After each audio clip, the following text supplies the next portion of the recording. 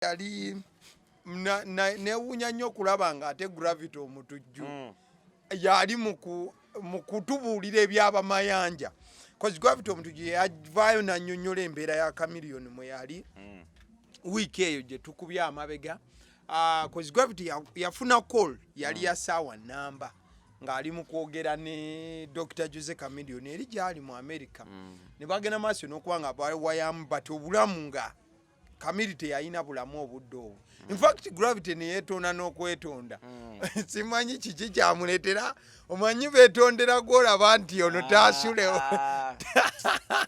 taasulewo taasiibewo Gravity ne yeetondera omusajja nawe nga mukama wange sonyiwa byonna bye nzize kukola saagenderera tejali muti talimba yagenderera okyegedde abantu nedda omanyi bwo bawenenya kiba kyamagezi noyogera ebigambo ebituufu nga bwe biri kubanga ze bw'oba neetondera for example ate n'olimbira mu apology mba mpulira nga onsiriwaza bw'ogamba saage wagenderera naye kye wagenderera oba oli awo kyali tekikola ki tekikola makulu naye nga wagenderera tosagamba muntu gundi post zonna ze yamukolako gundi interview zonna ze yamukolako stage negwa n'agamba saabagamba akati omuntu n'abagamba okuba ekigravity ekisajja kizibu nnyo stage ya Chameleon bwegwa kigravity kyagamba we wayite nti ate neeyo gye bataddeyo kyeyokubiri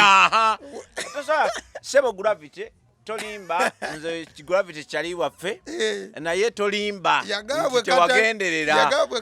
wagenderera byonna byewakola Chameleon wabigenderera tewaliwo nsobi wabula it is a good gesture nti okoze apology naye tolimbira mu apology nti saagenderera lwaki yeetondera omusajja ng'ali ku kitanda omuntu yenna bw'afunamu enkenyera olina okumwetondera si gwe wamutonda because you don't know what can happen.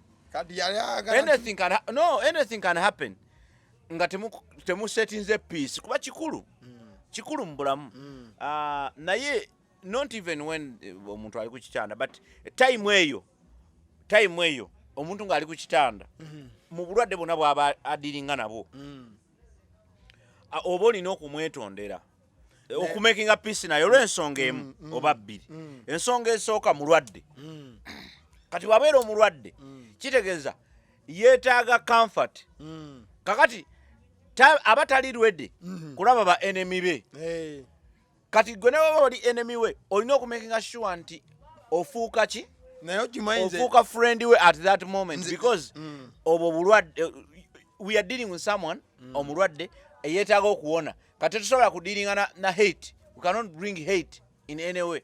Tuba tulina okuleeta ki peace. So Gravity, it was a good gesture. Naye nze nembeera ku kitanda nonneetondera nga ndi ku kitanda ndi bubi manya nno ŋŋenda kufa nze tosobola era nze webanga ongusobola era leka nkubuulire okwetonda kwonna okuli genuine kwonna kubeera mu biseera ebyo ebikambo abantu beetondera nnyo mu nnyimbe okyegedde beetondera nnyo mu kuziika beetondera nnyo mu ddwaliro beetondera nnyo omuntu mu kiseera ekizibu kubanga gwe bwebeera nga bwe tuba tukyali eno mu nsi ng'etutwala speed n'amalala gaffe tewaba budde ogamba gundi mulabyeko abasi atwale litalina kyaŋŋamba gundi mulabyeko wali nti atwale litalina kyaŋŋamba naye bwe mu time ezo abantu abasinga bakola ki bakola apologies gwe labamu diro wetondera jjajjaawo mala genda mu kyalo ontegedde nga mugenze mu nnyimbe bagamba nti abaana abo tebajja kutulabako bavuga amamotoka eyo bekyanga kibi jjajja munnange nsaba kunsonyiwa obudde butubula obujja Kampala tutwala speed naye ate tojja bitegeera jjajja naye nsaba kunkola ki n'omulekera kiro ya sukaali ontegedde that is where we are nti apologies zijjira nnyo mu biseera ebyo kyobola abantu babatwalira ebimuli mu ddwaliro naye ng'oli amanyi bulungi nnyo abaaso oyo namubba bwe yamutwalira ekimuli mu ddwaliro n'amugamba munnange wonna nze nkwagaliza bulamu usually ebintu ebyo bihiiringa abaki abantu kubanga oli ayinza okubeera nga mulwadde naye ng'akulowoozaako agamba baasi oyo baasi oyo kati bw'ogendayo mu kiseera ekyo so gravity kyakoze kyavunaanyizibwa nti ako ke kaseera akatuufu akakotondera omuntu ng'ali mu kiseera ekizibu kubanga wabeera mu kiseera ekyangu tugambe musanze mu bbaala yenywera n'omugamba mwana nsonyiwe byakutukwako takitegeera agamba guno omusajja guyinza n'okwekyanga nedda abeera happy ontegedde abeera happy naye wanno kubanga omuntu atakwagala bwakulaba olwadde kimuwa essanyu agamba nti osanga katonda essala yagikoze eki agizzeemu kakati the idea is buli wetondera omuntu ali mu kiseera ekizibu kabonero akalaga nti omwagaliza naddala ekyobulwadde oba weemenye mu kiseera ekyo kuba nzijukira era Kamili yawandiika ne post era kyamuwa n'obuvumu wakati mu bulumi bwe yalimu ate n'amwebaza n'ekintu eki mu posti eyemu okubeera kyenze kyenasinga n'okusomamu nti yeebaza gravity for being brave abantu abasinga obuteetonda si lwakuba nti tebalina nti tebasobola kwetonda oba tebaagala kwetonda naye siba gumu kimala kufeesinga abantu be baakola bizibu kubeetondera okitegeera era ekyo tukisabe ffenna tukifuneko nti ekintu ekisinga okutawaanya abantu si kwetonda kubanga aba amanyi bulungi nnyo kyeyakukola aba amanyi bulungi bwe yakikola n'ensonga yakimukozesa n'obukosefu kye bwakutuusaako aba abumanyi byonna abimanyi naye ekimugaana okwetonda kiva ku buvumu talina buvumu busobola kudda mu maaso ga muntu gwe yakola kizibu n'amugamba ensonga abcd naye nsaba kunkolaki eyama still tuli mu wiiki eyo by the way bino byahappeninze nga wiiki etuukira ddala okuggwako mwami Moses Matovu okuva mu Afrigo Band Papa Moyi yalabibwako mu katambi akamu ng'ayogera ku by'ekibiina ng'alaga nga yali yaze kati nze ngenda kukozesa bigambo bye n'ekyo kye nawulidde okusinzira okuviira ddala mu kamwa ke from the horse's mouth abamu ye okusinzira ku ye agamba nti abantu bamupasivinga bubi nga bulijjo mu Uganda abantu babategeera bulala annyonnyola nti bamupasivinga bubi naye ekintu ekyo abasi ninga yakyogerako let me bring my submission nti bamupasivinga bubi oba bamufuna bubi nga balowooza ye yagamba nti avudde mu kibiina ky'Edrisa Kenzo Musuza UMNF oba Uganda National Musicians Federation kati ku Lwomukaaga sendi amunoonyaako ku ssimu but ye teyali lwedde kwogera ku mpewo but wakati mu butayali lwedde kwogera ku mpewo ye ng'omusajja mukulu tayagala bamu keyosezo rararara kwonendera ayogera agamba I just stepped aside njagala gwofune logiki saabudde mu kibiina bati okusinzira byendaba mu kibiina newaddemu kawaazi yagamba mu ya steppinze aside kyamagezi one you must understand by the way ate bino ebintu tubadde tujja tubibagamba even from back nga twogera ku gundi eno ku association federation it's almost the same. I know they don't want you to call it an association because olw'ensonga ye federating as association ompuliriza bulungi it's almost the same but it isn't. It is not the same. Bw'oddako emabega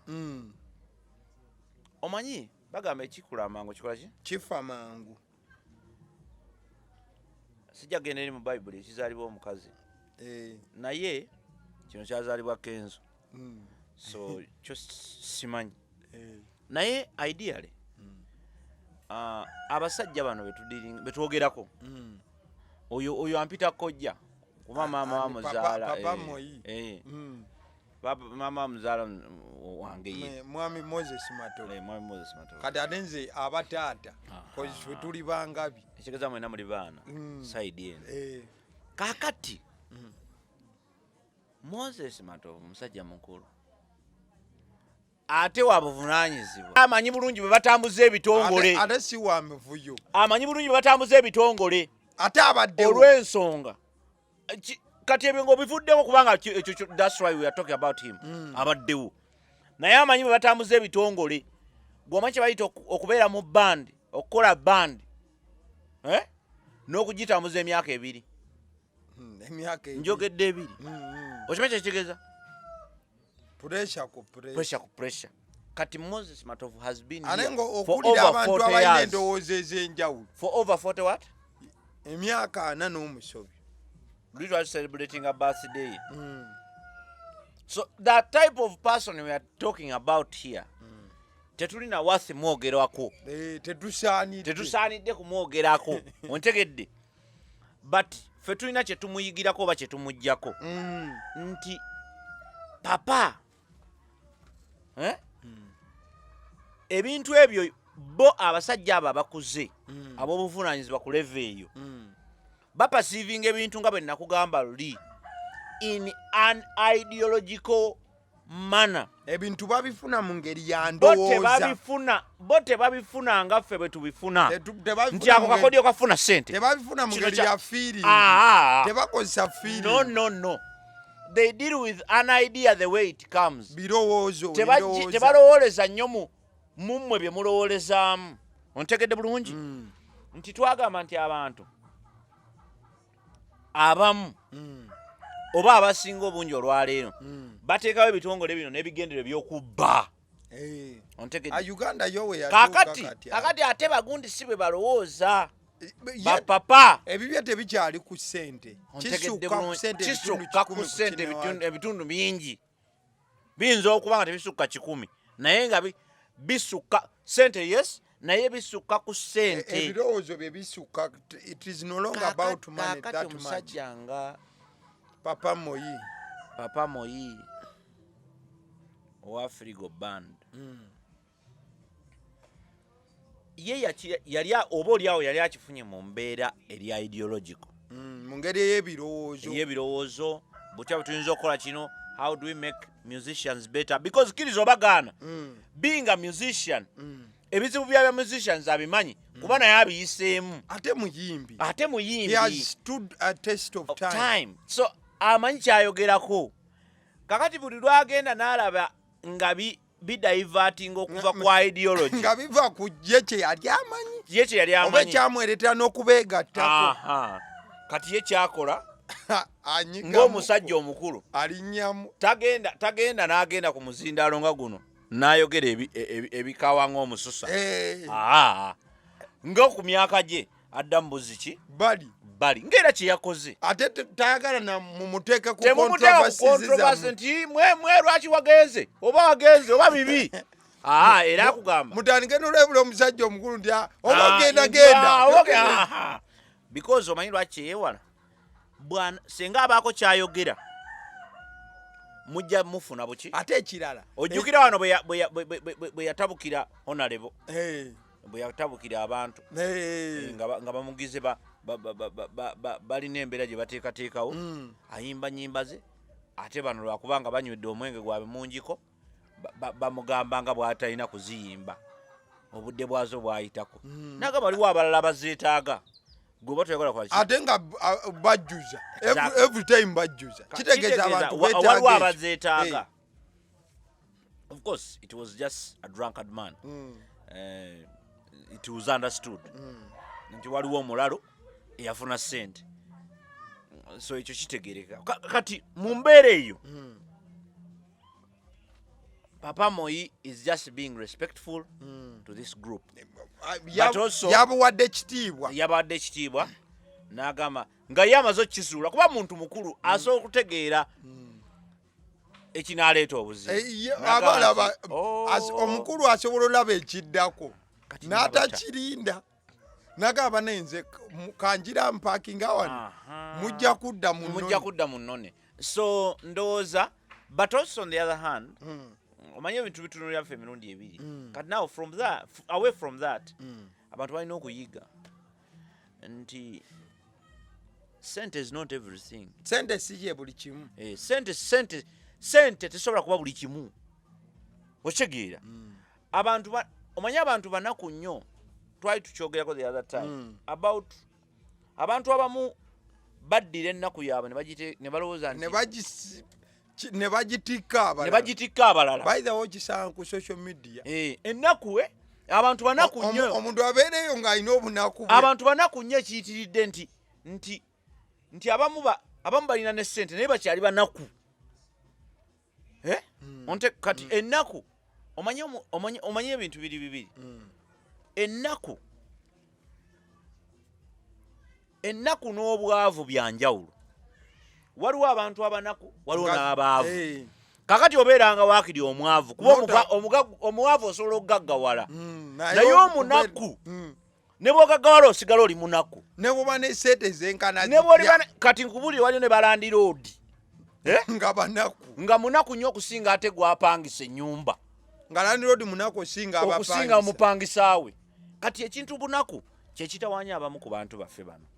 Nti Katonda oluusi akwerevetinze n'abaako wakuteeka. Naye ate n'olaga nti oli munaku nnyo okusinga ate abakuli wansi. Ekyo kikyamu nnyo. Era balina okisalira amagezi. Kyobula nti ebitongole ebyo ebimeruka bingi bikyameruka. Ebitongole nga byameruka mu lockdown wa. Ebitongole bingi bikyakola ki? Bikyameruka. Naye ng'ekibimerusa kiki? Ababimerukiramu kubanga baanakuwala ennaku yabayingira neba baanakuwala nti bo bennyini ku banyago abwe tulina n'okwongerako munaku. Tinze gundi munaku. Nga lyerinnya lye. That is his name. Nga ku linnya lye olina oteekako nga bw'ogamba nti kuliko title ya honorable. N'ogamba nti munaku so and so. No sawa amanya. So that is a very big challenge that we are having. So kati abantu bakola ebyo bintu oli akolera mu bubbi akola ekintu nga kirungi kungulu naye nga munda atayagala kubbiramu.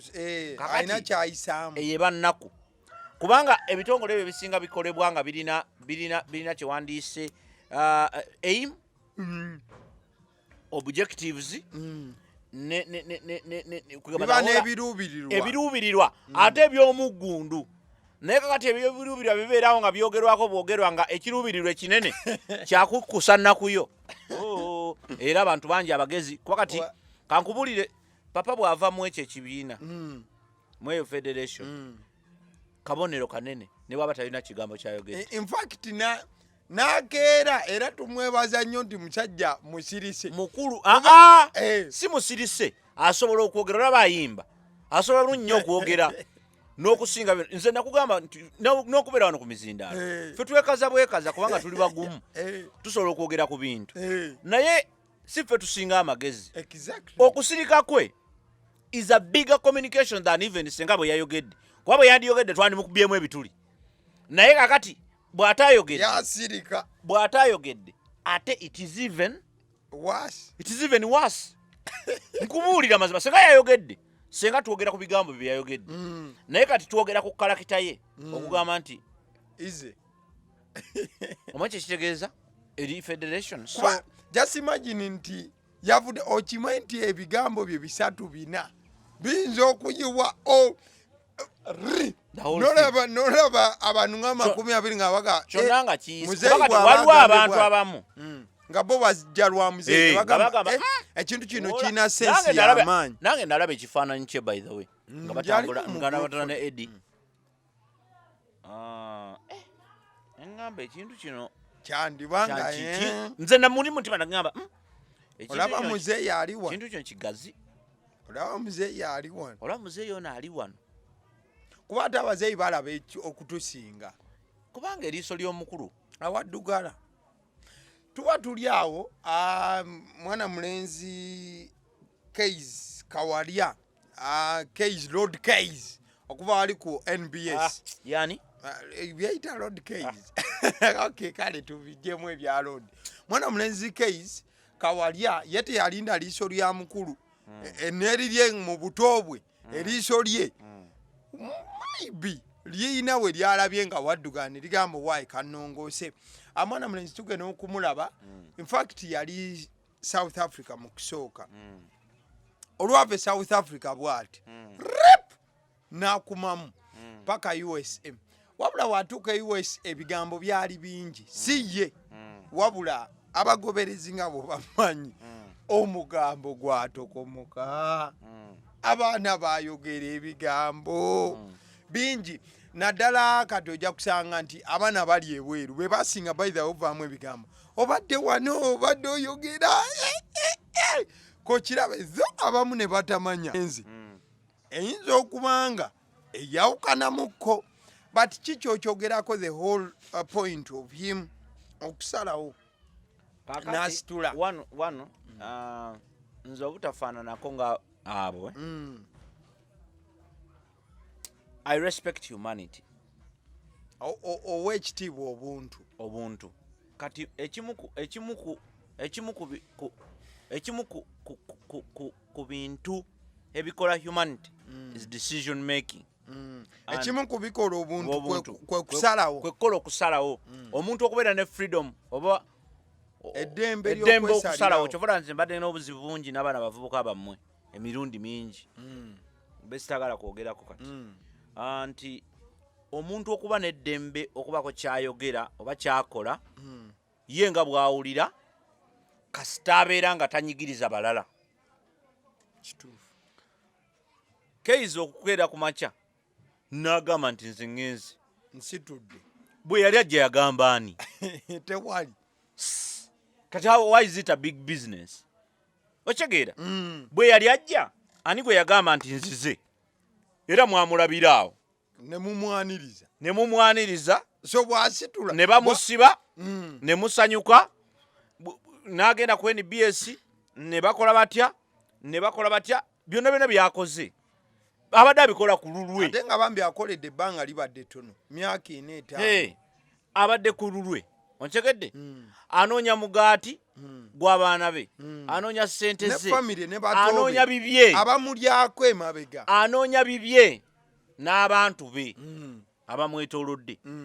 How is it my business bw'aba yagenze and how is it your business for that matter ontegedde because bwe yali ajja teyakugamba kiki ekikunyiiza bw'abanga lwaki agenda kakati the idea there is abantu bakola ebintu mu time yabyo nagamba nvudde wano ndaze wali but even when you go back a little weebuuza nze sinaba ku baluwa yonna ng'agipostinga olaba badde apostinga DNA results za banne naye olwo ebbaluwa ye ya resignation nga tannagiwa oba ayinza n'okuba tabadde mukozi wa NBS omanyi by the way these are facts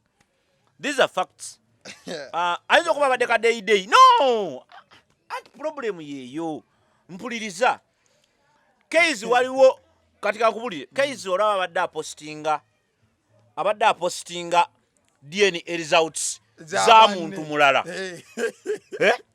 n'atapostinga designation letter ye awaliwo ekibuuzo kinene ayinza okuba abadde bulijjo omusajja watu anoonya mulimu nga tafunanga mulimu nedda ekitongole kyabadde akolera ekNBS kyataddeyoko posti egamba nti Keizi takyali mukozi waffe naye tweyanzizza nnyo emirimu gyatukoledde wagirabyeko ekyo kiraga ekintu kimu tannavaayo ontegedde oba ddala yavuddeyo naye nga jasi abadde yeeyizaawo nga tabeera nk'omukozi waki ng'eri bamuwadde omulimu ayinza okuba bamuwadde omulimu nga yafunye omulimu n'emiiti eri yafuniddeyo omulimu omulala wasisuubira nti yagenze kukola mawulire ontegedde sisuubira nti yagenze kukola CNN ayinza okuba byatuuse eri ne bamugamba nti Keizi wano just omulimu gw'okulabirira obulabizi abaana ofuna obukadde bwe buti buli saawa gy'okola ofuna dollars microphone watagenda ndikusanga kankole ki that's the other school of thought so kyengezaako okulaga ki nti kisoboka bulungi nnyo okeera ku makya ng'agenze naye nga ne waavudde tabadde waawo kati ate gwe obadde omubalira nedda twabiraba wano bamusiba statement waziraba ffe si mukozi waffe si mukozi ontegedde weewaawo akolayo naye nga bamanyi TV zaffe bantu bangi babeera ku ma TV gaffe nga baliwo bubeezi ontegedde awo amawulire akola ki akola bino akola biri naye nga tali ku gundi ku payroll ayinza okubeerako ng'era gundi ebyaffe bya Uganda but I mean everybody is looking for greener pasture so I guess I really guess ayinza okuba nga ye yafunye if it is true that he left if it is true he left for something better greener pastures simusuubira kuba nti yavudde we yabadde afuna miliyoni 2 n'agenda wafuna miliyoni 1 ate ekyo tekisoboka kitegeeza butegeeza nti yasazeewo n'agenda for something better waliwo akawani akasinga wano we yavudde tetunnawulirako communication yonna kuva eriye oba bo kitegeeza nti ffe tuyinza okuba tuli ku byoya byansa twogera mu buki bwogezi naye keisi yonna wooli big up kola byokola I mean the whole thing n'okumanya makes sense out of your life yasinga n'okumanya kubanga omuntu wagambira nti nvudde naggulu kubanga jagalagaana zino station zezimu kuzisinga mu industry kati omuntu wagamba nti yes station biri bye nali nkugamba ku basami is not the station ochegedde station esobola obeerawo naye ne case ontegedde is not the station so kati gogamba nti oba wali bataliiwo station etambula yo weeri wano oba oli batoliiwo wakati awo mwe muli n'ensonga bwe wali n'ensonga za DNA ezibadde zikuta kati wano nawali tuba tuli awo tugenda olengera mwana muwala tugenda olengera mwana muwala amanyiddwa nga ani Viola Nakitende wono gwe ninaasiyuga netotyuga Viola bagenda bamubuuzaako nti Viola oba mu situation eya DNA nga kikutte nga kiguddewo kiki ky'oyinza ogenda maaso n'okubanga okola wano era lwaki ababuuza Viola n'agamba nti nze omusajja okugenda ku DNA afazaali gwe okutwala omwana wange ku DNA amaka nga avaamu afazaali kakati definitely omanyi waliwo ebintu ebimu bye tutalina nakuba nga tuwogerako okitegeera naye nakuba nti tukkiriza okubyogera kuba tukyali mawanga agakula ebintu ebimu tulina obisomesa abantu babikole ki babitegere butegeezi kubanga ekyo kikulu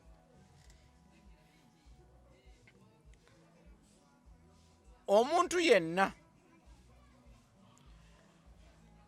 azaalibwa alina okutegeerekwekwa oba maama we yaani ne taata we yaani gwe Viola ojja kwogera ebyo ebyekiralo nti nze waakiri nva mu maka naye ng'omwana gw'olina for example nga it's not about a man ng'omwana wagenda mu ddwaliro lyonna lye wagendamu ng'amawaliro gaffe b'ogamanyi nga wagenda mu ddwaliro lyonna lye wagendamu ontegedde bulungi nnyo ne nga waliyo omugagga omulala eyali ayagala akaana akawala nga gw'okazadde nga yazadde eddenzi ne baswikinga omwana ne bakuwa omwana nga naawe si gwe omuzaala Viola nga ne bbaawo si yamukola ki ng'omwana si wammwe ng'owammwe alina gy'ali so that is what DNA is.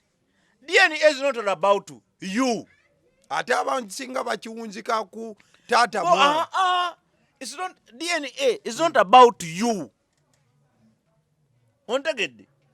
DNA towulira ku keesi z'abaana be babbye mu ddwaliro. Emubiri. Gwe omwana gw'ozadde omukyala nze nina omukisa nali ndabe ku mukyala wange nga yazaala. I was there. Bw'ozaala tomanya na kumanya mwana bwafaanana atya. Ku bulumi bw'obaako. Bamala bamuzabuza after like 10 minutes. Ne bakakuwa. Senga omusawo akolera ettima n'akatwala n'akazazika wali. N'akatuuze wabi n'akola just bw'ati. ne bajja ne bapiikinga bwe bakomyawo oyonsa buyonsa ng'olyoka okuzalya abaasi eritali liryo nga likalubiriza likufuukira ekizibu litunda ettaka olaba lyana ligamba gwe taata nzitombuulira kasaso nja kukuba no guys fe waffe nga teriyo omuntu yali yegezeza mu taata yadde n'okumubikulira akamu kaakati ebyo byonna tulina obbirowoozaako tuleme kubeera selfish. Abantu abamu bali very selfish ng'era omuntu yenna omukazi oba omusajja okubeera selfish mu relationship beefaako bokka n'agenda neyeebaka n'ono neyeebaka n'oli neyeebaka n'oli n'akuleetera n'omwana ontegedde. It comes as a result of selfishness. Okweyagaliza ennyo, okweyagaliza kya buntu. Naye bwe weeyagaliza ennyo kifuuka stupid kubanga ebyo ebintu kati such an explanation eraga bulazi nti gwe weeyagaliza wekka. Gwe lwaki otunuulira kyataata watifu gwe ng'omwana gw'olina gw'oyonsezza gw'oyagala ennyo nga si wo. What if gw'otazaalira mu kiriniki kuba bwe bazaalira mu kiriniki wabeerako shuwa nti wano tubaddewo wano mbaddewo nzekka nga nze nzaala kozi kiriniki tesobola zaaza babiri mulundi gumu terina busobozi obwo. Naye kati eri gyogenda ne bazaala abaana 18 olunaku olwo ne bazaala 10 olunaku gamba emiranga nga givuga mawodi eno omusawo naye mumusaasira bwakima kano bwakima kali bwanaza kali bwazza kano jasire bw'abaako ye bukooyi nga takigenderedde bwakakwata n'akateeka wali bamugamba leeta akaana akaleeta kano oba ntegedde. So abantu abamu batandika okulowooza beyond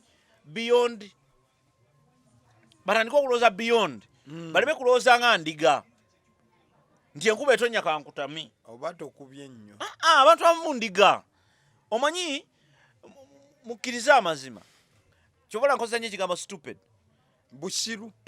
Stupid buli muntu asobola okubeera stupid at one time because stupidity according by the way stupidity okubeera stupid n'okubeera fool. A fool is a fool whether at night or day but stupid noyo uchali wafa so becoming a stupid natekako kamera eyo najjako sound neturecording sound n'abantu sound ochegedde era bwadda bali ngagamba ade stupid ontegedde. But a fool is a fool whether at night or day, whether morning or evening. A fool is a fool forever. But why do I sometimes call some people stupid? It's because they make silly decisions. They make funny decisions. Stupid bogenda mu bitabo ebirungamya ennimi babi dictionaries ebiki is different ne Google ekulaga is making a wrong decision. It is stupid for you to say it's stupid for you to say sinti oba musiru oba okoze okusalawo kw'ekigwago oba just musiru for that issue ontegedde mu nsonga eyo olaba n'abakulembeze b'amawanga bakola ekintu ekiri stupid. Oli n'agamba gundi yakola move yali stupid Putin for God's sake yagamba this is just a military operation itwala 24 hours to 1 hour. Tulina olutalo oluli Ukraine ne gundi lumaze ebbanga ki. He was stupid to just make a decision. Yalowooza nti luno olulwana lwa ssaawa emu. Exactly. He made it. He is now sire musajja mugezi naye kati alwana ekintu kiggwa kitya tekisobola kuggwa. Kubanga tasobola kugamba nti mpanise. Nti gye bisobola okukira nga kimuyiikidde. Nga naye yennyini kimulidde. Kakati kyekino kyengamba ku DNA nti DNA it is stupid for anybody to come in n'agiwakanya because it is helping you. By the way, naawe wennyini oyinza okuba weetaaga DNA gwe ontegedde bw'agyogerako oyinza okuba naawe gw'osinga n'ogyetaaga nga gy'olowooza ekikubonyaabonya oli mu famire enfu ontegedde bulungi kubanga bye tuyitamu kati byava dda si bipya. Gwe byokola kati ne maama ayinza okuba yabikola ki naawe byokola kati ne taata ayinza okuba yabikola. Gwe omanyi baganda baffe batata baffe bazadde be tutamanyi gye bali gwosanga kyana kifaanana n'abasi nogamba mwana namusanza asika kingi kya taxi kyana nga kyogeranga kimfaanana kiringa taata kumbe taata yakaluba nakola ki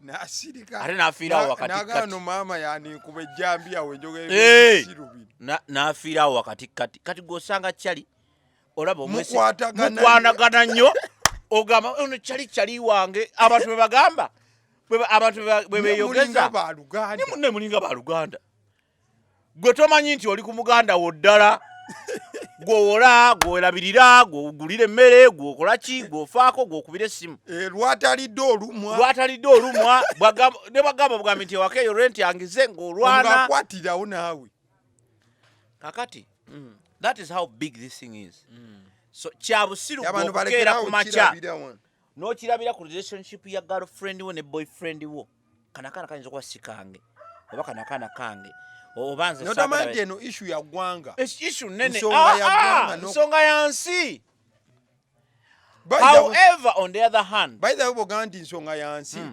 bw'obanga gw'oyagala funa butuuze bwa mutabani wo tugeze gw'obadde mu America nga mutabani wo ali mu Uganda okimanyi nti nno embassy wadde mwana wo yeggamba ffe tuleetere DNA results kati awo ontegedde bulungi nti kakati abantu balekeraawo okulowooleza ku fronta page nga gundi bwe yagiyita andi yagamba si buli lubuli kimwabonabe banko nti mulekeraawo okulowooza ku fronta page bikkulako munda bikkulako ne munda oleme kutunuulira gwe Justin kazigo kuwoosula nebbaawo tunuulira ebigaziko ogambe nti wano mpita oba siita kyebagamba ate abantu balekerawo n'okwogera ku issues batategeera gwe wenyi byokola bikulemye oyogera ki kyogamba abantu boogera ku issues bategeera DNS kirungi zibuuza ffe wakati mukwogera bazibuuze kati nze kyokulaba nti nze ku ssaawa eno bwe mba njogera ku DNA njogera mukoko from a community perspective because I'm a community expert. I studied community development. I know what it means. I know what DNA means. Mbeera z'abantu.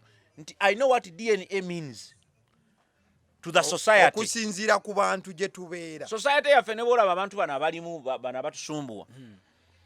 Ekimu ku byo abantu bangi bali misplaced. Bali mu bifo ebikyamu. Ontegedde gwobeera olowooza odiiringa na muntu kumba odiiringa na nsolo wakati mu kutuwa opinions twabaddanga mwana mwala Reira Kayondo it's okay when the water it's the time when the nadadana ng'avuddeyo n'agamba mwana mulenzi alien skin byonna byayimba in fact yakozesa statement nti wabula tumanyiddwa n'agamba bikyebyo byotuyimya ndigazimeza olwo Reira Kayondo yakola ki yalumba nagambu kweganye ng'alinga agamba nti okuba nti tulina alien skin atukuba omuziki akukamanyiro tasaanidde era tagwanidde kuba muyimbi twayogera ku kintu kye bayita coexistence okubeera eŋŋanawo nti gundi waali nange wendi kakati ebyo ebimu biva kuba nti gye twakulira tetwafuna mukisa kutegeera bintu bimu waliwo kye bayita appreciation okusiima okukkiriza smove okukkiriza nti abaasi ekyo kyayagala era kyakola oba oli awo kyasobola n'okusobola kakati ate noono akola kino oba oliawo kyasobola n'okusobola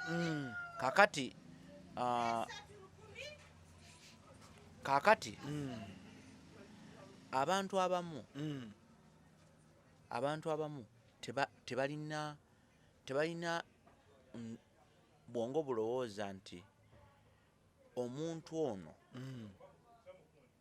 bw'atyo bw'ali tebalina mbeera yekkiriza nti agundi bw'ati bw'ali bwe tusobola mupasiivinga n'omutwala n'omutekinga ini n'omuinterpretinga n'omuta simwetaaga kuba omuntu bw'oba tomwetaaga bw'aba omuziki gwakuba gwe tegukunyumira mu Uganda tulina abayimbi abagisukka emiliyoni don't lie to me that you got bored when you listen to his music. Ndi wawuliza music wa Alien Skin n'akubowa. Lwaki wamuwuliriza?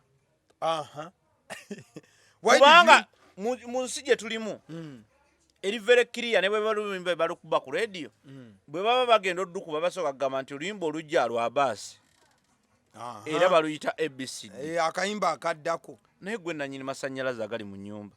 Gwe nannyini TV eyo ba radio. Gwe nannyini remote. Ne bweba simu. Kyusa ogende wala. Ne bweba simu YouTube one. Essimu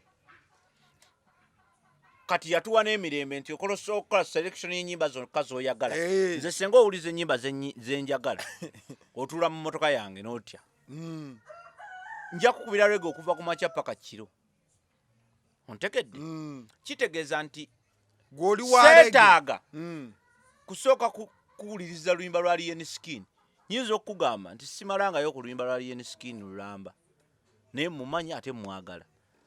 Jesse ebigambo ebyo ebimu ebibiri n'embeera ze zikunyumira. Ne sisobola kubeerawo ne ngamba kampulize ennyimba za Alien Skin. Ontegedde? Naye Jesse embeera ze biki? So the idea is simple. Musajja wa ghetto. Ekyo nakyo kiveeko.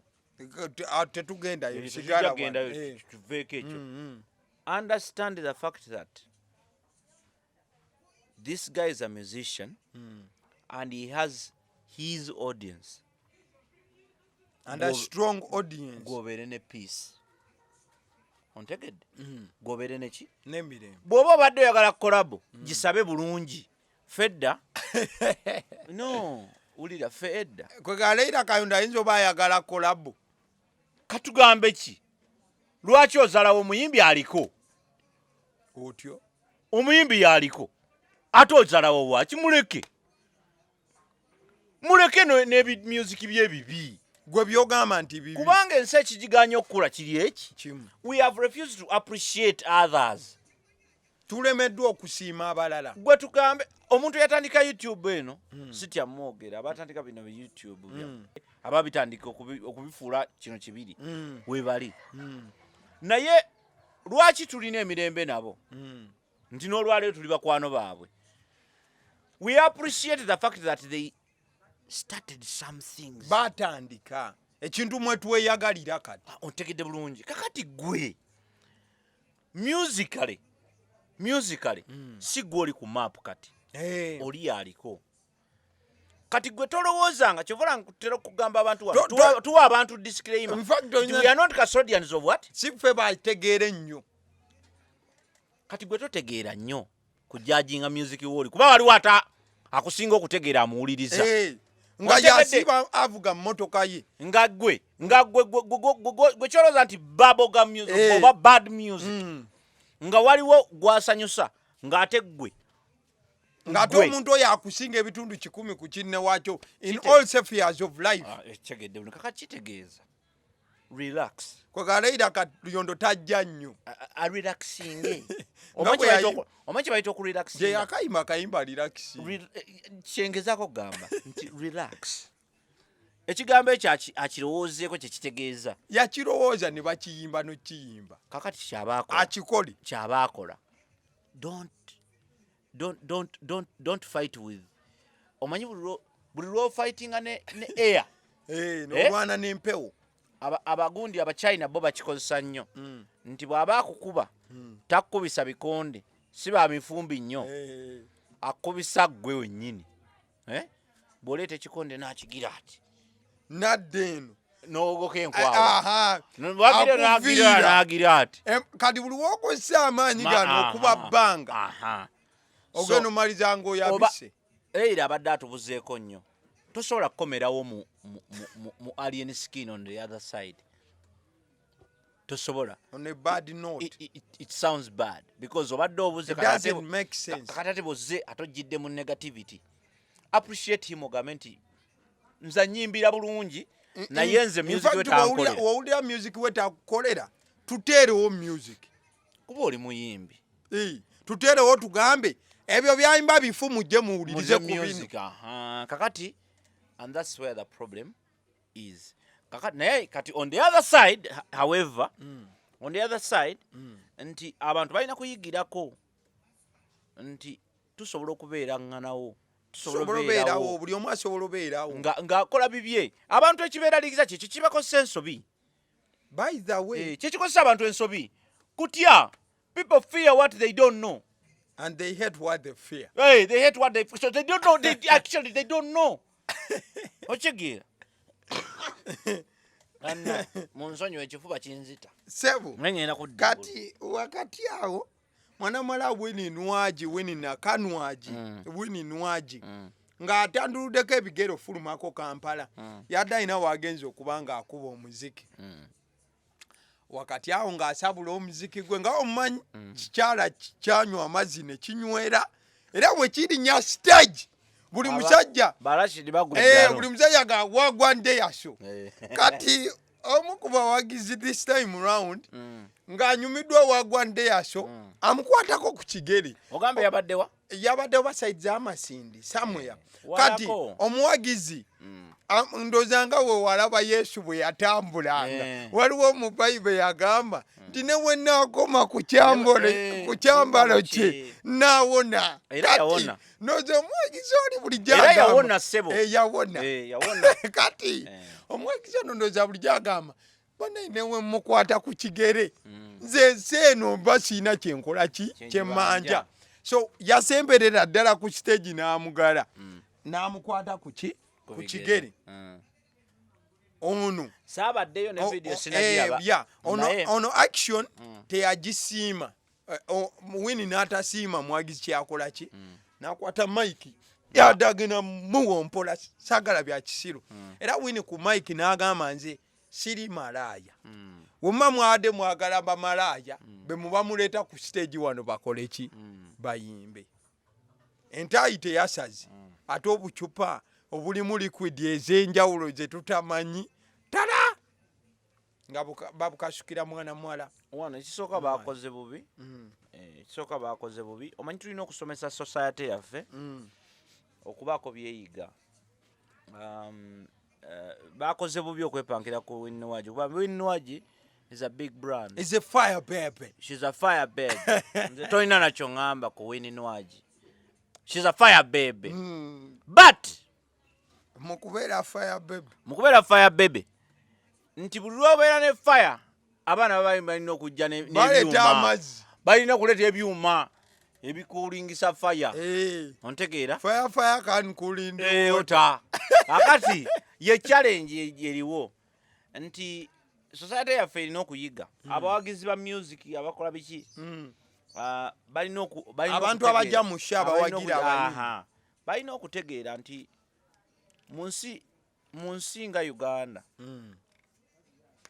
waliwo abayimbi abamu ababyagala ebyo bakwatako nga bw'ojja n'omukwatako vibe yeeyongera waliwo abatabyagala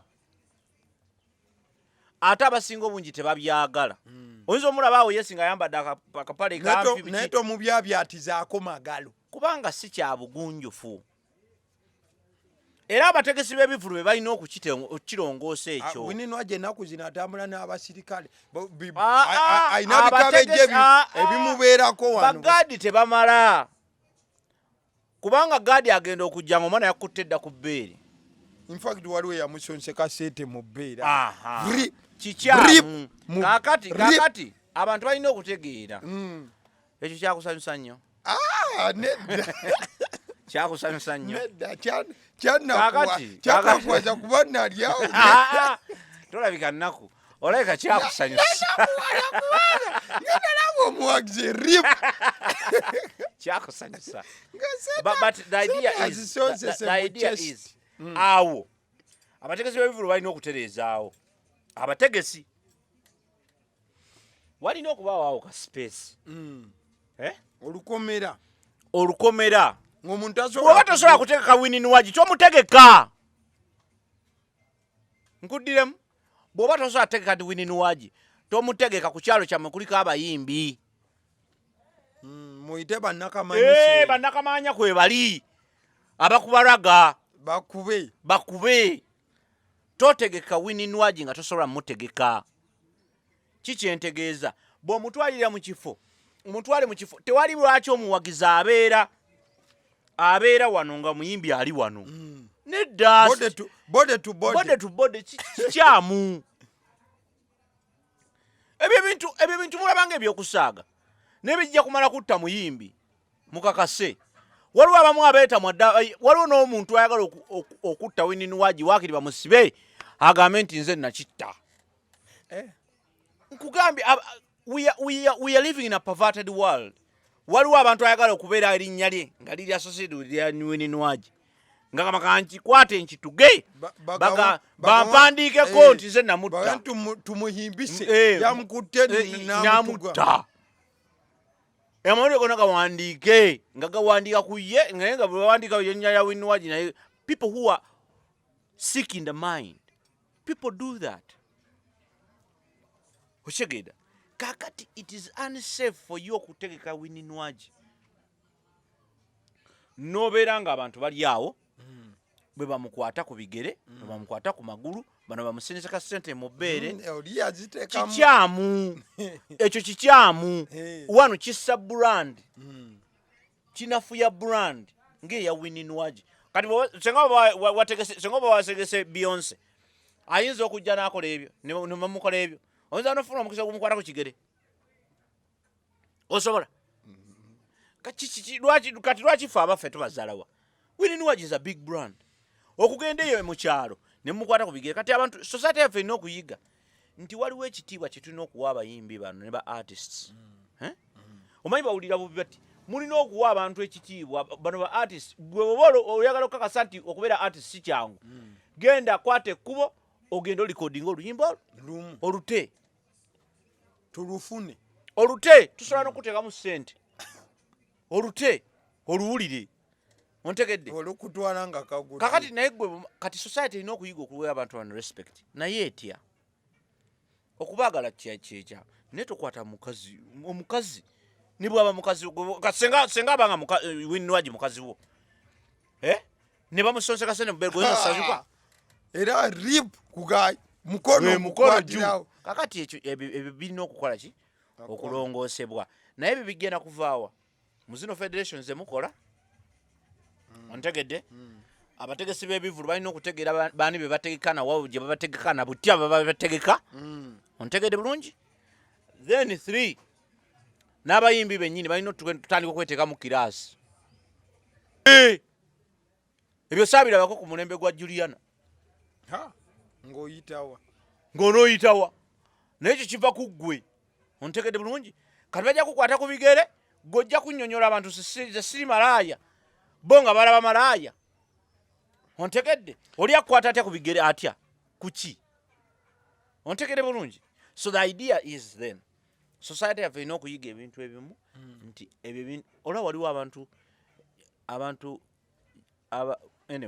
babiraba ku mativi nawa abantu abamu mu Uganda ndoza tetuzirina oba tuzirina netusobola zoogera strippers club tosobola genda mu ba strippers abo tobalaba nti abakazi abeyambula ne bazinira ku miti tosobola genda mu strippers club n'okwatako kimala ontegedde nti ne bwakujja n'akusemberera ogugo gwakudduka kubanga buli kyokola kirina kyekitegeeza ontegedde bulungi nti tokwatako tokkirizibwa kukwatako. So society wali ogigenzeemuko sigigendanga mu biraba mu firimu nti society zaffe zirina okuyiga ebintu ebiki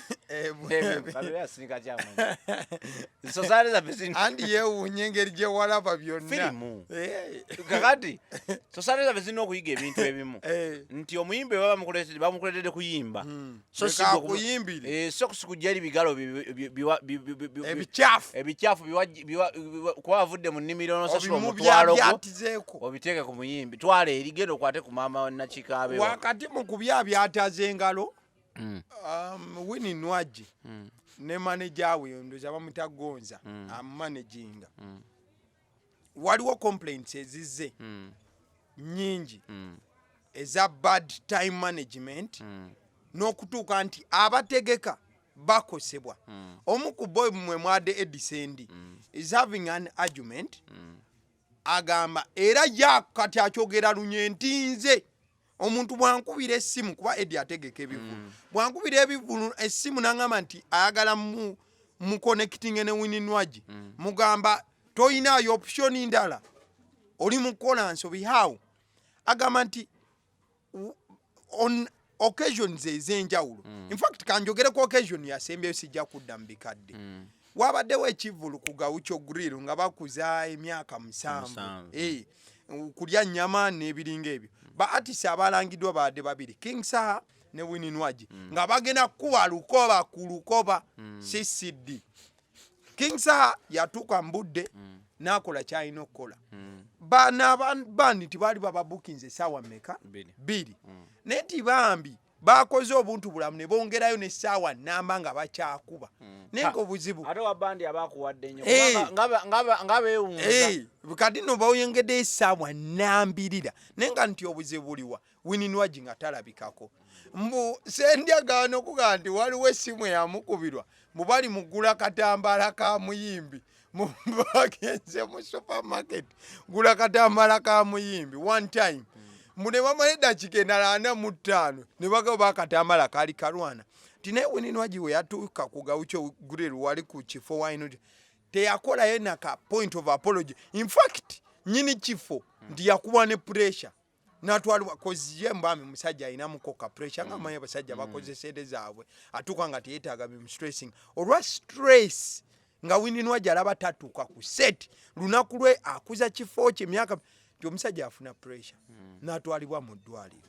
So senagamba nti ebintu ebituuseemu n'okuba nti omuntu asobola oluzinga obulamu nti yo enu ye business yo lwaki ogizanyiramu anti ajja kugwa bw'oba olina edduuka lyo nga banno baggulawo saa 12 gwe n'oggulawo ku 6 ojja kugwa so simple as that ojja kugwa weegombe n'okutandika omudaala gw'ennyaanya nga togusobola ffe tulabe ku bayimbi abayimba kati be batakyayogera nako ontekere bulungi Winnie Nwagi si asinga okuyimba niwankubadde muyimbi muki mulungi kati bw'abanga akola ebyo ajja kugwa yeebuuze n'okwebuuza kiki ekyantuukako nkubuulira mazima gano mazima tewali waalina budde bwa kuswiti dalinga wano kugambye ku point eri ate akaddeko kaba kajja kasebengere omanyi baganda bagamba nti aganaafa bagatemera essuubi nabwo bagakasalira ki essuubi kati bino bye tuli mu kwogerako wano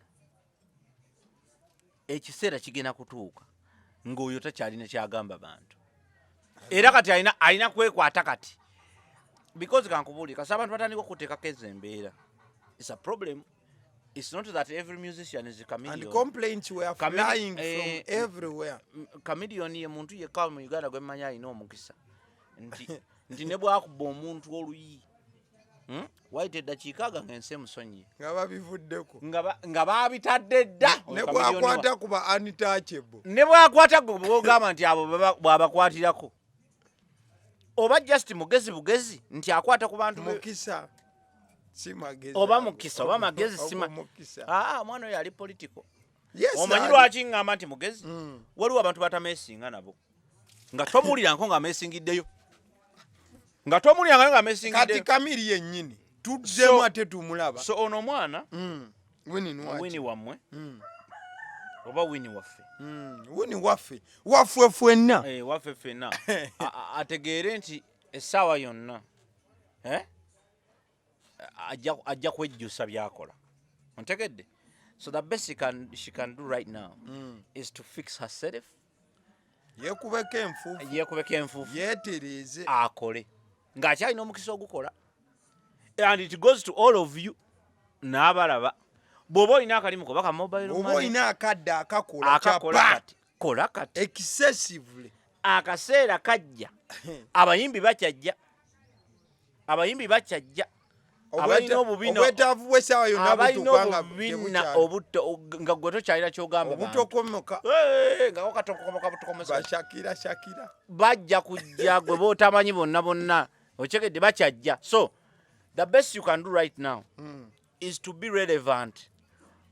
I mean bw'obanga osobola okukola oluyimba okuleka obunyoomi bw'abavubuka n'amalala g'ensi eno bw'obanga Winnie Nwagi osobola okukola oluyimba n'ogenda mu studio n'olukola ne lunyumira Abannayuganda ne batuuka ne ku level ku booking olemu otya okukwata obudde okutegeera obutegeezi nti wano natuukawo saa 8 n'ozituukawo ate ng'omulimu gwange mwezi gya ssente kuyimba nga ebyo biri tubireke tukimanyi okimanyi kyova olaba bagenda mu studio byebyo byonna bonna bubonero bulaga naye kino kiva mu kwenafuya mwakiwaita okwenafuya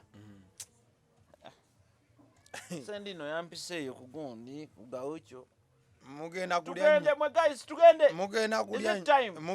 nnyama is not yet time sebo tojja kunzirukako ontekedde bulungi kaakati kitegeeza nti you are losing the point ate bagamba abaganda balina engero simanyi oba oziwa obudde naye nze nagenda mpa engero obudde ne muno ezirina amakulu bagamba nti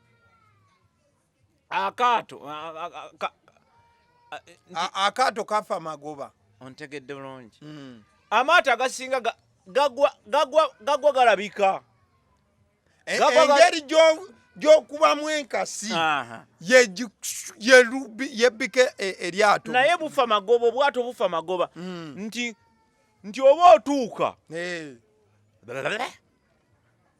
n'ogwamu abantu bamanigambye nti yaman ng'oggwerayo amaato agasinga agakoze accident gazikolawo mugalaba n'okugalaba tiriri libadde lijja tiriri ne ligwamu eri wansi ebuziba tegatera ggwayo tegatera gagwa n'omulaba wano ng'otandise okuta ng'oggyemu omuliro guli obwedda gw'okozesa ng'okuba onkoze bulungi so awo alina okutegeera kuba simanyi sisuubira nti nno Nwagi bw'atyo bwe yali ng'atandika so mumbeera so kijja with time pride kamanyiiro anti bagamba ennyanja etagimanyire kyekyo nti bwe wali otandika wano nga bakuyise ku TV bagamba jangu ku TV tukwetaaga ku ssaawa 7 otwala oli 5 oba watandise dde okunaaba zigera wera mukaaga kitundu ng'oli mu kubuuza ani agenda okunkolako interview so keep that same discipline even when you are doing work kuba ekyo kikulu ye business kyobadde okolera all through tofuuka ate weewe ku last minute Dr. Jose Chameleon obwato ye alabika wa kubugoba era tajja bukkiriza kufa magoba because bamujjanjaba ebintu ebyalimu n'okulongoosa ate ku weekend tumulaba ali mu kkuba show zo ng'atuddetuddemu ng'amaanyi matonotono nabirabye kati Chameleon muyimbi ontegedde muyimbi he's a musician kati omuyimbi yenna alina ebimujjako stress kuyimba kyekimuwa emirembe kati ne bw'aba ali ku kitanda ne bw'aba ali ku dying bed okuyimba kyekimuzaamu amaanyi okuyimba kyekijja omuzaamu ki amaanyi nalabye nga abantu bakirwanyisa ate kati ali mu kuyimba lwaki tawummulako tasobola kuwummula mwagala mutta otegedde buli lwajja omuntu ku mulimu gwakola oba ogendera ku mutta ekyo kye nagambanga jjajjange kati omugenzi nti olaba ewaka buli we yabeerangaawo ngambagamba jjajja ayina osigala ng'alima you see that kathing ke bakolanga kozi ye kuva dda mulimi kati buli wagirima alima addamu olungubanguba kanimeko wali n'asigala nga ali mu vibe okulaba ng'alimyeyo ne bwe kabako wano nawayenkalimi ogwomuddo guvuddewo zano ogutunuulira bwati nga talina kyasobola kimutta kakati Chameleon mulwadde otegedde naye ng'omulwadde yenna Chameleon ne bwe yagenda ogira yali mulwadde yali mulwadde yaggwanga mujje teyabayimbira ye bubi nnyo naye akasajja kakozesa amaanyi mangi nnyo kitegeeza akasajja kakayimba kitegeeza nti Chameleon ekintu ekimuwa emirembe kola ki kuyimba kati asobola bulungi nnyo okubanga ali mu kuyimba kwe you know the idea is dekayimbe wakati mu leka yimbe bino byonna bemugamba simanyi ate kati alabika ate aleka yadde atulimba talimba mulwadde naye ekyo kyekimuwa emirembe kuba bwe munaamujja ku stage mujja mutta wakati mu bintu ebiwa emirembe mwe mwali ne mwana mulenzi Madubala okwekoleranga ebintu ebyali bimuwa emirembe ku TikTok ng'akola obuntu bwe ng'ayigiriza abantu n'awoomerwa abantu ne bawoomerwa ebintu bye Rashidi abwagala nnyo amanyi okunyinyonyola ng'akola bw'ati olwo gwasooka okunkola ne ŋŋamba ayagala kunkuba omuvubuka ono kati Madubala mukola ebintu ebyo ebinyuma kwe kwali abantu abamubuukira si kumubuukirako kakale kwe kwali abantu abamwegattako konzijukira kale naye mwe mwali ojjukira King Saabambi yamuwayo akasente n'amuwa ne tripu z'amatofali omutwalo mulamba tripu ne batandikirawo nozireeta on sport si byakwogera buki boogezi then wakati awo mwe mwali ne kampuni ey'ababuloka etunda n'okugula ettaka eyajja n'ekwata Madubala kamera z'abamawulire bonna baaliwo akina Sipaaka akina BBS buli kiisi nti NBS everyone was there on camera. I have the videos. I even did that story nagitadde ku YouTube channel ya Agaliwo wiki eweddeko zezimu ku stories enakola wiki eyo Madubala nateekako video nga kampuni emuwadde ne wano yaliiridde obuwuka mu bbanga lya mwezi gumu nga kampuni emuwadde kampuni eyo erisayido bamatuga samwe yeeyo nga bamaze bagiyitaani ate kati kiri kye baali baagala kwe kwetunda kati ate tebaasasulidde bulango wano kampuni eyo ng'ewa Madubala ettaka 5 ku 10 something anti abantu balina okugitegeera nti bafere siri sate nalinnya bulungi nyinza ate okwogerera eddala bambi etaakoze musango Madubala nga bamuwa ettaka Madubala abamuzoweze nga gaye lwakisigera leetunda agataka nevaako nange wenneekubako enfuufu bw'atuuka okutunda ettaka mukwano gwange bw'atuuka okutunda ettaka we waabadde akabaati nga kyeyamani amugamba nedda ssebo endagaano eno waliwo emikono egitaliiko kati Madubala mwe baamuwa ettaka eryo ye teyafa nnyo ku ndagaano eno mayi lwaki yagamba nze nali mu kamera era ensi yonna yalaba nga mumpaaki so endagaano era olina olabula abantu nti endagaano ezo muzitwale ng'ekikulu nga zikola ki zikola ye we yakolebwa baagikolerawo mu ofiisi ng'alugamba ize mutaayi wange ng'ettaka lirye Madubala agenda okuddayo nga kampuni emugamba walabawa abagaba ettaka ery'obwereere yitawo olina kati oddikolera olina okufuuka influensa waffe n'okuyogerera ettaka paka abantu wetunaafuna bakasitoma nawe tukuweeyo tukwokyeyo ettaka Madubala teyalidde obuwuka kakati one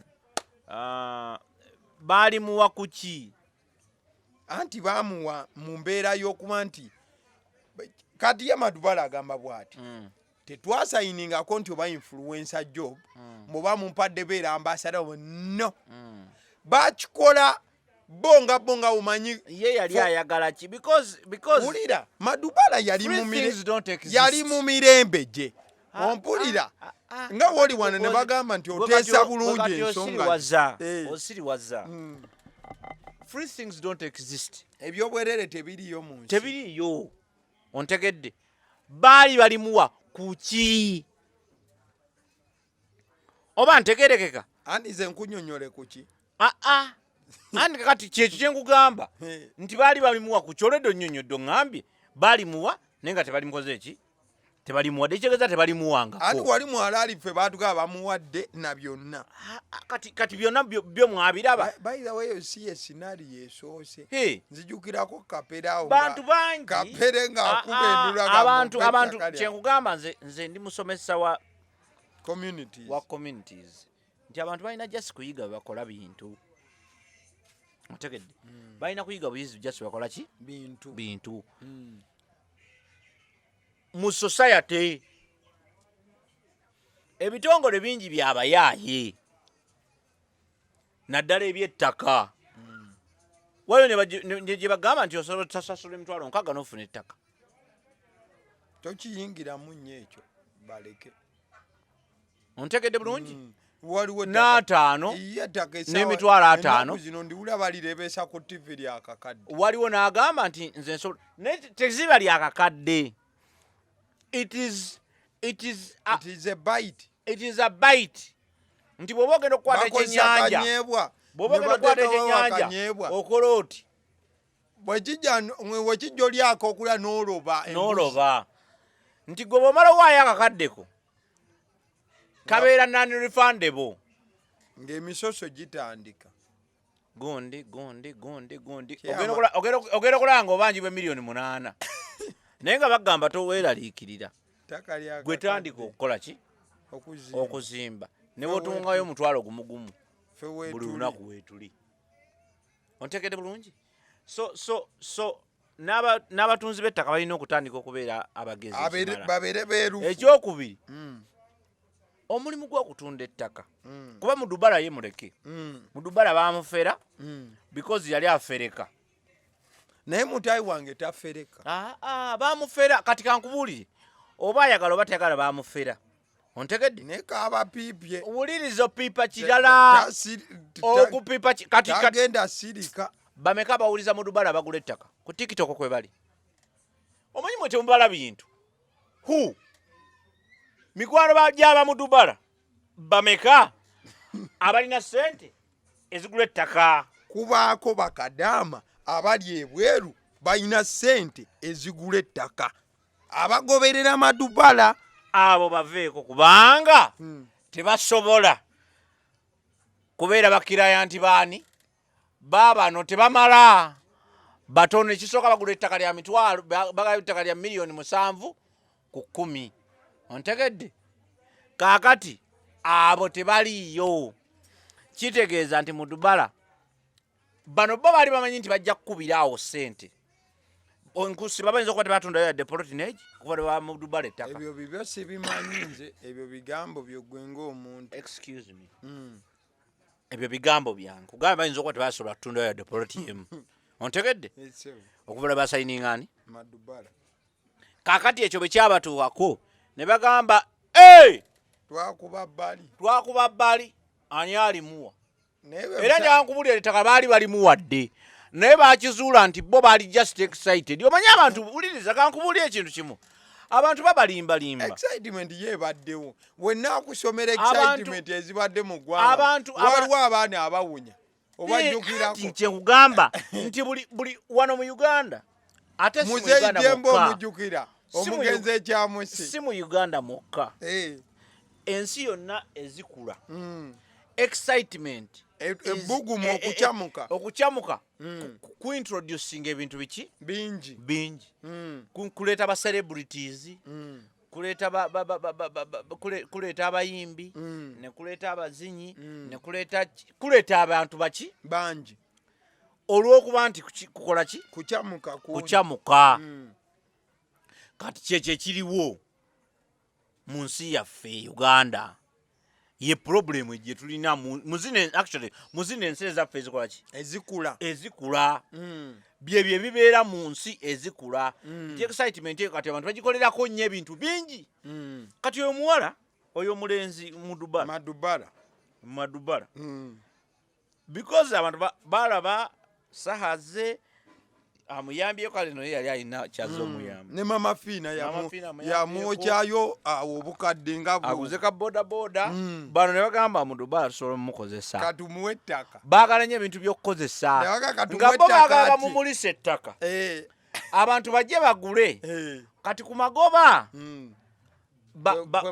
balyoka bamumulise kati bayinza okuba tebaafulayo yadde akola ki alamuza bwe batamufuna ne bagamba ono omwana aba atubbye tokubye ebbali ono omwana wana naye kitegeeza nayo bayayemu mu Uganda tosobola kukoleramu bizinesi nga toli muyaaye katoli bwama yagamba nti bintu bisatu ebikola ki ebikola obulamu production service delivery kino ekirala tekirina bakiwandiika bubbi kakati abasajja bano babbi kubanga n'ettaka linyini babatunda ebiseera ebisinga liba libbe baligula kuba mulekwa baligula ku bano bakuza b'abaana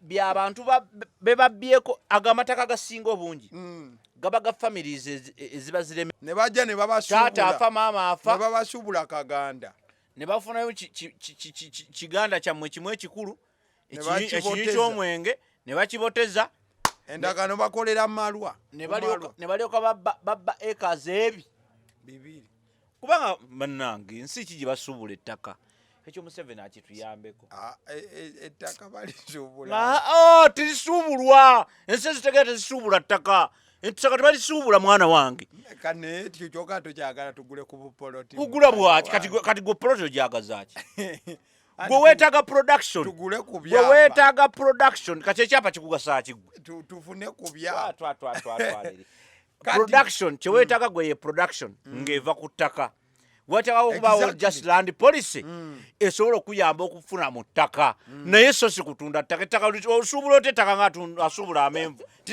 ulira abayaaye bamanya ogamba nasuubuddeyo akataka ngenda kutemaatemamu Uganda erina okutereeramu afunye ekiwagu kati no ebimu biruma abantu naye ng'amazima Uganda erina okukulawo neevaawo okusuubula ettaka kati abo nabo ettaka amataka baba mabbi nze nina families zemmanyi zebabbyeko amataka nga balina square mile ne bazibba nesekubba yenna olina atandika otemaatema mu poloti miliyoni 2 miliyoni 3 miliyoni 2 miliyoni 3 kyokka ekyewuunyisa atunda ettaka n'agula emmotoka ey'ebbeeyi kati ate sente tazimaliza zigenze Japan kyokka atunze ettaka lya Uganda n'ogamba laba endiga awo wennyini mwana muwala Diana Nalubega omujjukira Diana Nalubega tiwasumulula gwe kisumuluzo nengukwekula nedda sebo tokyusa si yoyo gwe kisumuluzo wansumulula omulamu gyendi gwe kisumuluzo mutegedde ono yayima mwami tewandinyambye mwami omujjukidde Diana Nalubega n'otwala esima n'otandikaawo ekisumuluzo gwe kisumuluzo so Diana Nalubega namulabyeko mu studio by the way oluyimba olwo mu studio tebaawezaayo nnaku 2 ne mwana mulenzi no olupya yakozye oluyimba ne Alien Skin baluyita Adamu wange so netugawaaye Alien Skin akyuseemu keno side Alien Skin by the way awadde abayimbi abo betubadde tetukyalaba nnyo ku scene abawadde ennyimba so that is the latest from Alien Skin nga lwe luyimba lwe yagenze maaso n'okuba nga akola ne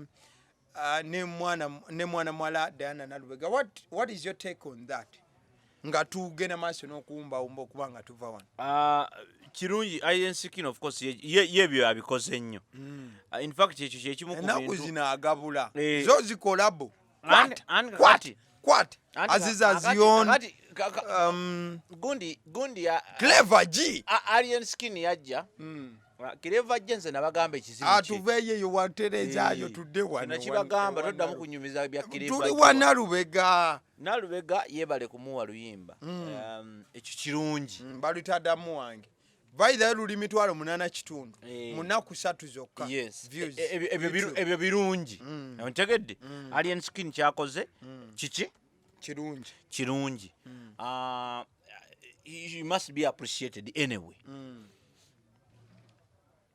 but you must know that is his strategy from the beginning ye yajja kwanguya byali bizibu yembala y'ebintu bye abantu bangi balowoozesanga abantu okusaba kulaba nga lwabanga lutalo ng'omuyimbi omwetayira munnange nno banaye ng'omuyimbi waabaako ng'afuuka ekizibu kaakati Alien Skin ekyo yakibagamba nti mwalowoozesanga abantu nti okuyimba kuzibu onyuma oyo omwana afulumya oluyimba buli luvannyuma lwa lunaku anti katega mwalowoozesanga abantu nti okuyimba kuzibu kaakati nze nenja nenkola ki nenkwanguya nakwamba ekirala kati yeno strategy gyaleese ndi yagamba bawe kolabo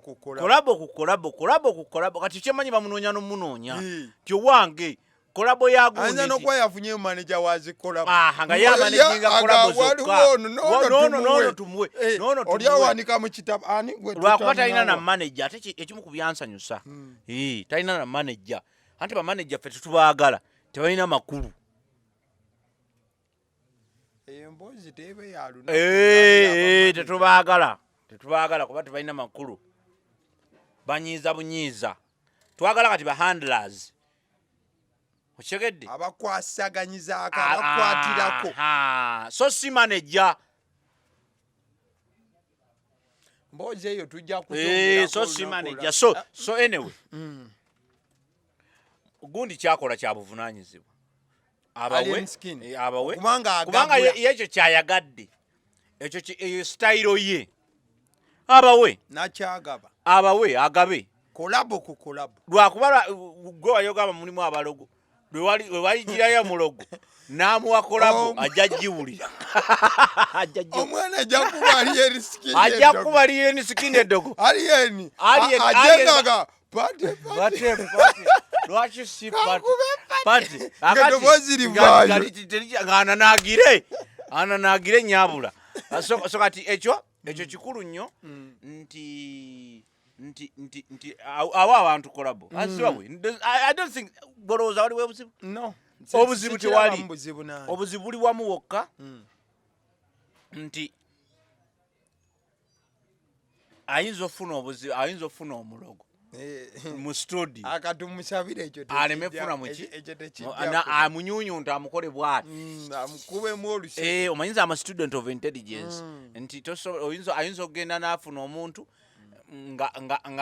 nga yeetoloddwa dda n'afuna omuntu n'amulowooza nti afunye kasima n'akakuba n'akediza n'akakuba n'agira n'akabuusa naye nga ebyo abikole ki ebyo bigundi byabikubanga ye yajja ne style ye ate akole kiki si byabalala bye balowooza as simple as already ekyo yakikulaga nti nze nkola biki birala nze nkola birala nnyo ndi wanjawulo si yenze oli gwe mumanyi kusati tubaawo buli kaseera ne tujja tugere maaso n'okubanga ensonga tuzinaanyamu ne tutematemamu omukulu gwembeera naye nze mweyitira Zinga olw'ensonga ye mukulu atwala Zinga Yaffe osobola okubanga omunoonyako ku social media wonna wandikamu Zinga Yaffe ZINGAYAFFE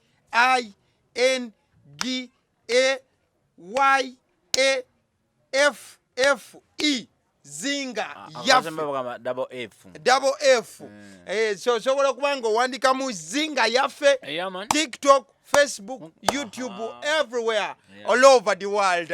Also, obero ogera wansi okubanga omufuna erinnya eryange abasiddi omusunsuzi linnya panvumuko YouTube channel kwoli Agaliwo tubeerawo ne tugakuwa nga bwe gali omukulu ono abeerawo kubanga atematemamu k'ensonga tugenda okukola noza tugende batutemetemere ku mpuuta ketumaze okutematema ensonga wano nze njagalamu kacheesi ayagala kacheesi waliwo akokunywako omulembe nnyo kale nabwe kityo ayita cheesi kakolebwa bakwano baffe tekali alcoholic